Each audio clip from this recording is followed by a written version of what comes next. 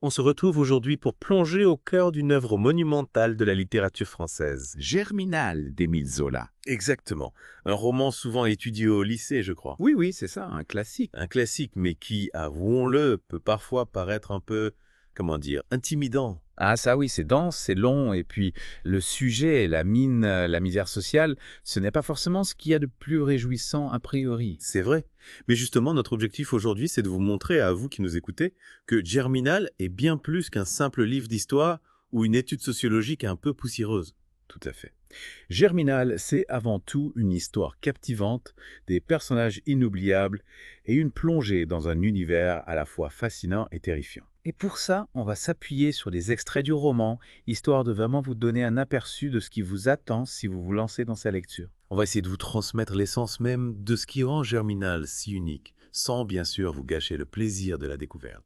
Exactement. On va vous donner envie de lire sans vous révéler l'intrigue ni la fin. C'est ça le but de ce deep dive.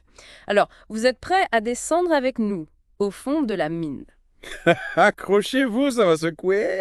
J'adore cette image parce que dès les premières lignes du roman, Zola nous plonge dans une ambiance, une atmosphère on ne peut plus immersive. Ah oui, c'est clair. On suit un chemin sombre, creux, et puis soudain, des lumières apparaissent au loin comme des lunes rougeoyantes dans la nuit. C'est l'entrée du monde de la mine. Exactement. Un monde à part, presque irréel, dominé par la silhouette massive de la mine du Voreux. On sent tout de suite que l'on entre dans un univers hostile, oppressant, où la nature elle-même semble avoir été domptée par l'industrie. Et cette description du paysage, elle est vraiment saisissante. On sent la poussière, la fumée, le froid, on entend le bruit des machines, on imagine l'odeur du charbon. On est tout de suite plongé dans le vif du sujet. Et ce qui est intéressant, c'est que Zola ne se contente pas de décrire le décor. Il nous fait ressentir les choses à travers les yeux d'Étienne Lantier, le personnage principal. Étienne, le nouvel arrivant qui débarque dans ce monde inconnu, hostile, Avec ses préjugés, ses craintes. sa soif de changement aussi. Oui, c'est ça. Étienne, c'est un peu notre guide dans cet univers.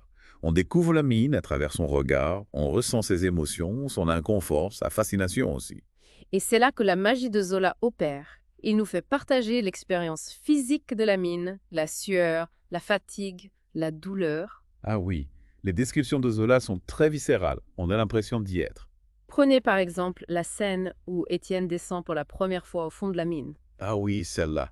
On le suit dans les galeries étroites, on sent l'humidité, la chaleur étouffante, on entend les bruits étranges, les coups de pic, le grincement des wagonnets. On est oppressé avec lui, on a du mal à respirer.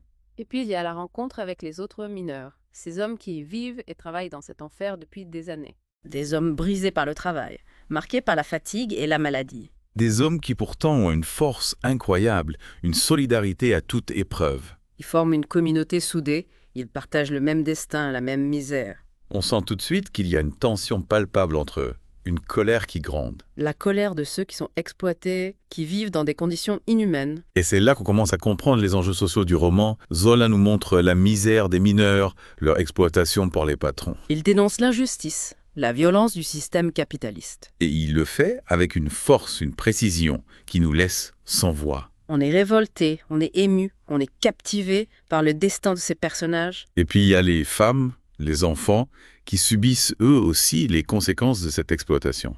La famille Maheu, par exemple, qui vit dans la pauvreté la plus totale. On voit Maheude, la mère, se battre pour nourrir ses enfants. On voit Catherine, la fille aînée, travailler à la mine dès l'âge de 13 ans. Des destins tragiques broyés par la machine sociale. Mais au milieu de toute cette noirceur, Zola nous montre aussi des moments de lumière, de tendresse, d'espoir. L'amour naissant entre Étienne et Catherine, par exemple. Cette soif de justice, de changement qui anime certains personnages. L'idée d'une révolte qui gronde, qui pourrait tout faire basculer. Et c'est ça qui rend Germinal si puissant, si universel.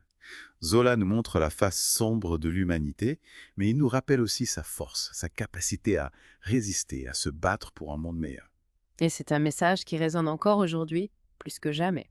Alors si vous ne l'avez pas encore lu, je vous encourage vraiment à vous plonger dans Germinal. C'est une expérience de lecture unique, bouleversante, qui vous marquera à jamais. Vous ne le regretterez pas. Et pour ceux qui veulent prolonger l'expérience, je vous conseille l'édition illustrée par Edition Quill disponible sur Amazon.fr. Les illustrations sont magnifiques et elles ajoutent vraiment une dimension supplémentaire au récit. On se retrouve bientôt pour un nouveau Deep Dive. En attendant, n'hésitez pas à partager vos impressions sur Germinal sur nos réseaux sociaux. À bientôt. À bientôt.